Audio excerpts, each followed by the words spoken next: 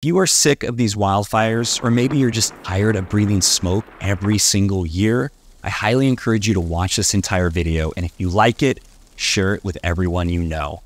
Today, I'm going to share some information I've found when looking into the methods that are being used to prevent droughts and how they might actually cause fires to be a lot worse.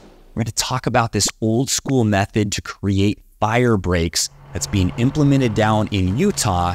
It's something that I think will really help and actually work. And lastly, I'm going to share some tips for those people that have homes that could be subject to wildfires and what you could do to help prevent your home from being taken. Let's get going.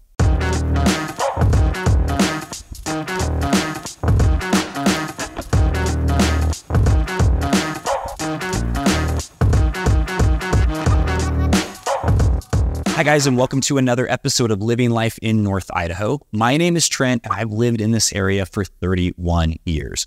If you're interested in knowing more about what it's like living, eating, working, playing, and buying real estate here in Idaho, then this is the channel for you. Go ahead and tap the subscribe button, hit the notification bell so every time I come out with a new video, you get notified. Now guys, like I said, I've lived in this area for 31 years, and we definitely were not having forest fires like this when I was growing up. Yes, they used to burn the fields, we would get smoke in the air, but that would be gone within a matter of a couple of days.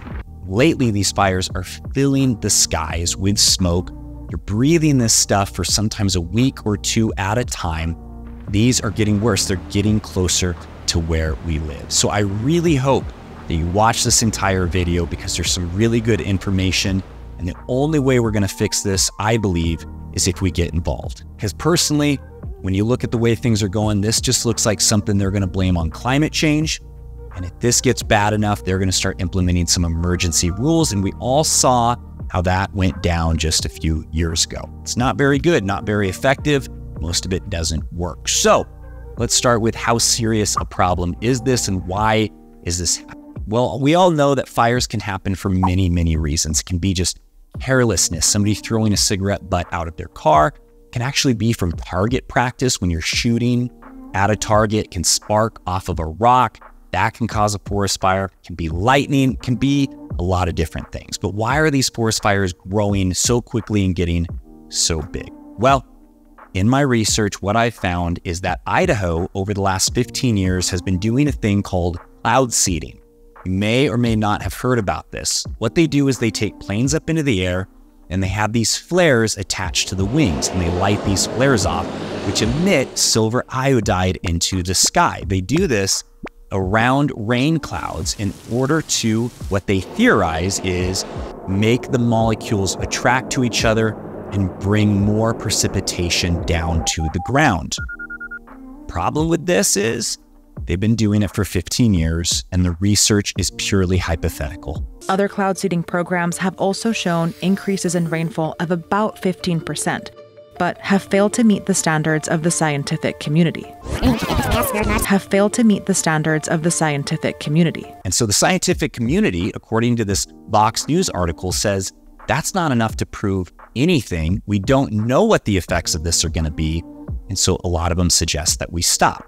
Well, what we do know is that silver iodide in small amounts is not harmful to humans, wildlife, or plants.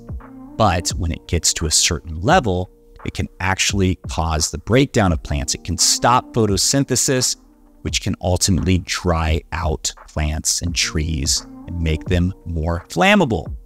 So to me, when I read that, I go, okay, so we've been doing this expensive method. This is not cheap. It's about $5,000 minimum to go up there every single time. We don't know if it's working. It does not seem to be working. They can't prove anything. It also doesn't stay right where they're spraying. Obviously, this will go with the wind. And when it does rain, that rain is not just pure water. It does have silver iodide on it, which is getting onto the plants. They've been doing this all over on the West Coast, and they're still doing it in about 8 different states. But like I said, it can travel when they do this. Now, again, I'm not a scientist. I can't read these reports and make sense of it. But when I read that scientists have said, yeah, we don't think this is working, and this should probably stop because we don't know the long-term effects, we should probably listen to that. 15 years of a trial is long enough to study, to get the data to understand if this is having any effect, and it really doesn't look like it is. But let's go to something that we do know works. So my friend Mike down in Utah, he happened to stumble across a popular mechanics magazine from the 1950s that showed a method on how to essentially mow down a forest. I believe they were building a dam and had to clear a forest out quickly and efficiently.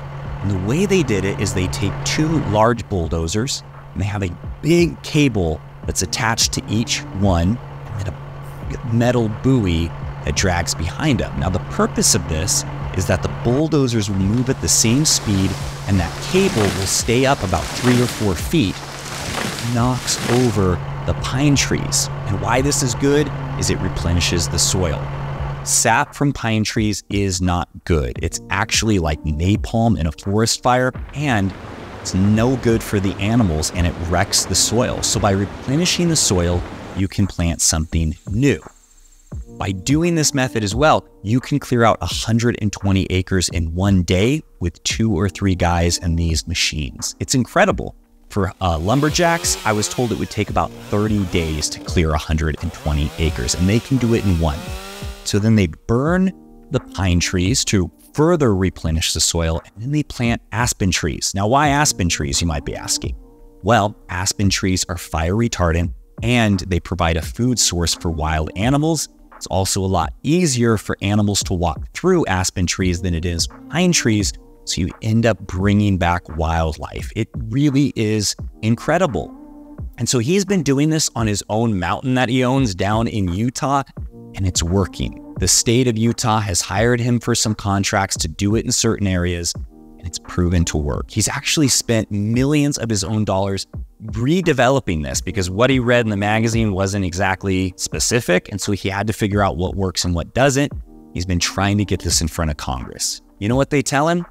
Sorry, you're not a biologist. You don't know what you're talking about, and you don't know how you're going to affect the nesting birds and the wild animals and the hunters. You're out of your league. That's what they're telling him. And all he does is he looks at him and goes, what do you think a forest fire is going to do? Right? And he's told me that there's actually special interest groups and lobbyists that are encouraging politicians to not do anything about this. There's people that are benefiting from this, which is awful when you think about what we're dealing with every single year. Nobody knows how bad this smoke is that we breathe every single year, or at least they're not telling us, but I can't imagine it's good. So again, what are you supposed to do with this information?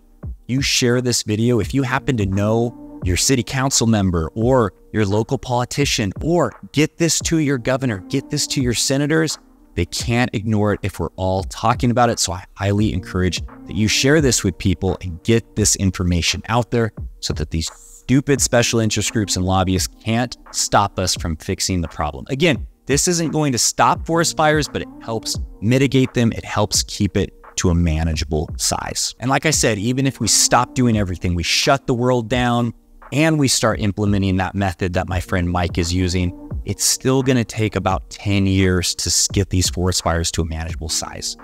So there's no quick solutions. So if you do have a property that you're worried might get taken by a wildfire, here's some steps you can take to make sure that doesn't happen. And real quick, guys, if you are interested in knowing more about what it's like living in Idaho, or you're serious about getting moved to Idaho and you need someone to help make that happen, that's why my team and I are here. So reach out at the phone number or email address listed below. Day, nights, weekends, it does not matter. We love helping people get moved to this awesome place. All right, let's get back to the video. The first step is recognize that this is a hazard that you're going to have to deal with. There is no preventing forest fires from ever happening. That wouldn't actually be good. It would create a bigger problem. So by recognizing that this is a problem, you can start taking the steps to preventing this from happening to you. So the next step is define your defensible space. If you have a ton of acreage, you're never going to be able to protect all of it, but you can protect your outbuildings. You can protect your home by figuring out what is manageable and clearing out any of the debris. That's step number 3. Find anything that's flammable. So move your wood piles away from the house. Get rid of brush. If you have some trimmings from grass or from trees, get that out of there. Get it away from your home and away from other things that could potentially light on fire. And this goes into step 4, prune your trees or get rid of them completely. Oftentimes forest fires go out of control and take homes because people didn't actually manage their property correctly. They let trees and bushes just grow because they're like, hey, it looks natural, but that natural looking aesthetic is going to be the thing that takes out your home. So if you're not able to do it, go and hire somebody to clear out the brush, get rid of the trees that are too close to the house, or at least prune them so they're not overgrown and you don't have dead branches that will light on fire a lot easier. The next step is keep it clean. We oftentimes will look on the ground, we'll see dried pine needles, we'll see dried leaves, and we won't think anything of it because it's outside. But all of that is fuel in a fire. So you really want to get that away from your defensible space. Obviously, you can't clear it off of everything, but your defensible space around your house, that should be manageable, and it's something that you really want to do to prevent your house from being taken. The next step is be accessible. Make sure that the firefighters can get to your house. You live in a difficult spot to find. Make sure that it's marked clearly and appropriately. Talk with the local fire department. Make sure that they know how to get to your house, that they know who you are, because that's the last thing you want to be trying to figure out as you're watching your property burn, is trying to give somebody instructions on how to get there. Especially because when these things happen, it can be really, really smoky, and that can be very disorienting. So the easier it is for them to get to you, the more likely they're going to be able to save your property. Now, most people don't realize this, but the most vulnerable part of your building is going to be the roof in a forest fire. If you have shake wood or anything that's highly flammable, you really want to consider treating it or just replacing it altogether. The safest roof is going to be a metal roof. Unfortunately, those are quite a bit more expensive, but you might get a break on your fire insurance. You just have to talk to your insurance agent about that. We already talked about not having yard waste near your house, but really try to recycle it. Try to get rid of it. Get it off of your property. There has been stories of people that had piles of grass that had dried out, and inside it was breaking down. It actually got warm enough to create a fire. These things can happen. So make sure your yard debris is away from your house. And lastly, make sure that you have a plan. Make sure you plan on having a fire. Have smoke detectors in your house. Have fire extinguishers throughout your property. Have an exit strategy, and make sure you talk with your family about where to meet if you do have to get out of the house. Fires can happen at any time and for many, many different reasons. They are going to keep happening, so you have to make sure that you plan it. Now, is this so serious that you need to cross Idaho off your list? No, I don't think so. There are fires that are happening everywhere, and as long as you take the steps that I just told you to make sure your property is safe, you should be just fine. I really hope you like this video, and if you do, please consider sharing it with everybody you know. If we can get this information to the right people, maybe we can actually start seeing some change being implemented, because I'll tell you, a lot of people are theorizing that they're going to let these forest fires continue because that will give the government more power when they can start implementing things like lockdowns for climate change and that kind of stuff. I don't know if any of that stuff is true, but given what we just went through, it's pretty scary to think about. Go ahead and like this video and leave a comment in the comment section if you found this information helpful. If you'd like me to do more videos like this in the future, make sure you tap the subscribe button and hit the notification bell. And I don't know if this is the right video to do this, but if you're serious about getting moved to Idaho, reach out to me and my team at the phone number or email address listed below. There's also a website. We love helping people get moved to this area. And until the next one, I will see you later.